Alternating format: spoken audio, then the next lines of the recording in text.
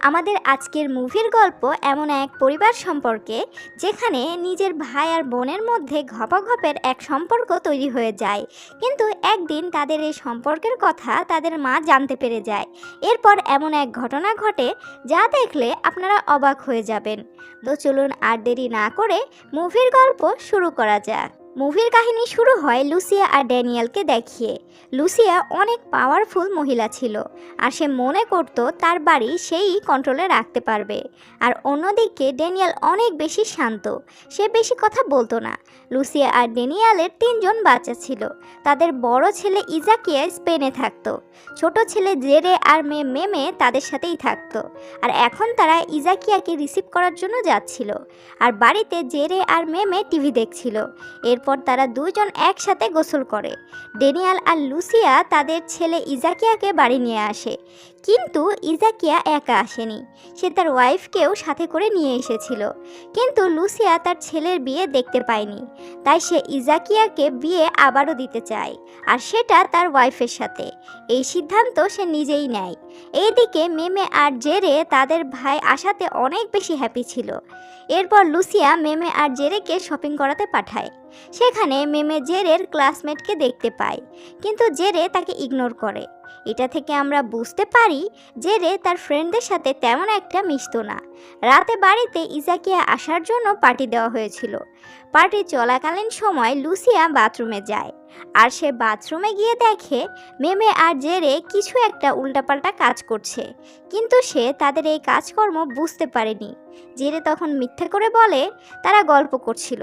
পরের দিন পুরো পরিবার মিলে ইজাকিয়া আর তার ওয়াইফের বিয়ের আয়োজন করছিল। রাতে ইজাকিয়া তার ওয়াইফ জেরে আর মেমেকে নিয়ে একটা ক্লাবে যায়। সেখানে ইজাকিয়া জেরেকে নেশার জিনিস দেয়, আর ইজাকিয়ার ওয়াইফ মেমেকে সেই জিনিসটা দেয়। এরপর জেরে আর মেমে একটা কোনায় গিয়ে জমিয়ে ঘপাঘপ করে, কিন্তু তাদের এই কাজকর্ম সম্পর্কে ইজাকিয়া কিছুই জানতো না। এরপর বাড়ি ফেরার সময় জেরে নেশা করার কারণে তাদের অ্যাক্সিডেন্ট হতে হতে বেঁচে যায়।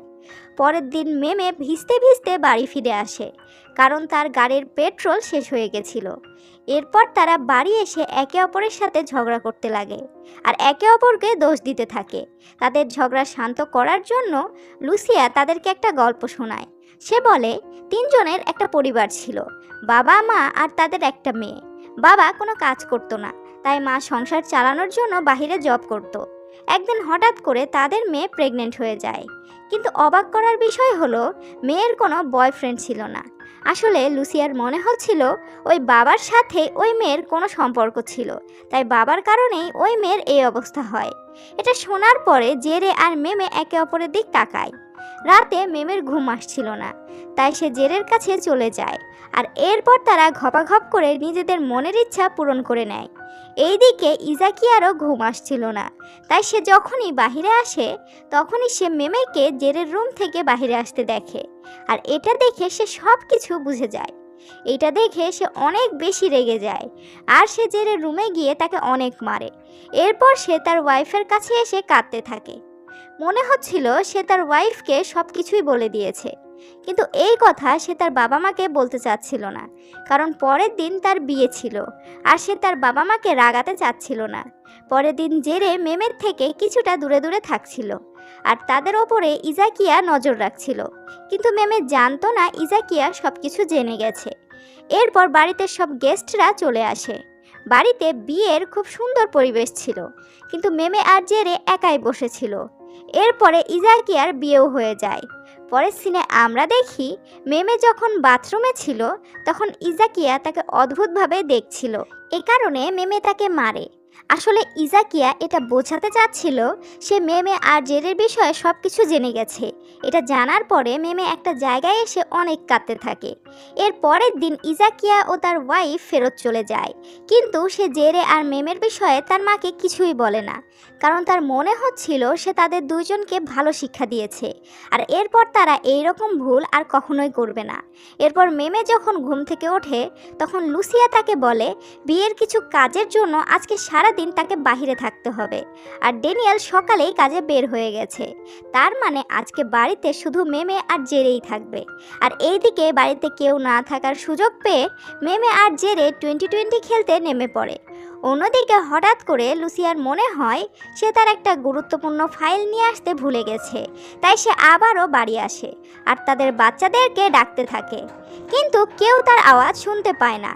এরপর সে যখন সিঁড়ি দিয়ে উঠতে থাকে তখন সে তার বাচ্চাদের অদ্ভুত শব্দ শুনতে পায়। আর সে যখন রুমের সামনে আসে তখন সে দেখে তার বাচ্চারা গর্তে ললিপপ ঢুকাতে ব্যস্ত। এটা দেখে সে নিজের চোখকে বিশ্বাস করতে পারছিল না। সে কি করবে বুঝতে পারছিল না।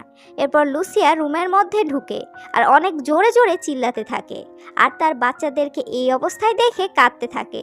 এরপর সে বাহিরে এসে আরও বেশি কাঁদতে শুরু করে। এরপর যখন জেরে তার সামনে আসে তখন সে জেরের মুখে একটা গ্লাস ছুঁড়ে দেয়। এই গ্লাসটা কাচের ছিল আর এ কারণে জেরে অনেক বেশি আহত হয়। লুসিয়া এটা ইচ্ছে করে করেনি, এটা সে ভুলে করে ফেলেছে। এর পরের দিন লুসিয়ার স্মৃতিশক্তি হারিয়ে যায়, কারণ সে যা দেখেছিল সেটা সে সহ্য করতে পারেনি আর সে বাড়ির কাউকেই চিনতে পারছিল না। আসলে লুসিয়া সব সময় মনে করত সে তার বাড়িকে খুব ভালো করেই কন্ট্রোলে রাখতে পারে, কিন্তু এসব ঘটনা হওয়ার কারণে সে এসব আর সহ্য করতে পারছিল না। এরপর জেরে তার মিথ্যা কাহিনী শোনাতে লাগে। সে বলে লুসিয়া যখন বাড়ি আসে তখন সে অনেক বেশি টেনশনে ছিল। এরপর লুসিয়া তার বন্দুক দিয়ে নিজেকে মেরে ফেলার চেষ্টা করতে থাকে, তখন জেরে তাকে আটকায়। এ কারণে তার এই আঘাত লেগেছে। বাড়ির সবার জেরের কথা বিশ্বাস করা ছাড়া আর কোনো উপায় ছিল না। এরপর মেমে লুসিয়াকে দেখতে যায় আর এই মুভিটি এখানেই শেষ হয়ে যায়। আমাদের আজকের মুভির কোন ক্যারেক্টারটি আপনাদের কাছে ভালো লেগেছে কমেন্ট করে জানাতে পারেন। আর এমন আরও ইন্টারেস্টিং মুভির এক্সপ্লেনেশন ভিডিও পেতে চাইলে আমাদের চ্যানেলটি সাবস্ক্রাইব করে পাশেই থাকুন। দেখা হবে নেক্সট ভিডিওতে। ততক্ষণ পর্যন্ত আমাদের পুরাতন ভিডিওগুলো দেখতে থাকুন আর মজা করতে থাকুন। ধন্যবাদ।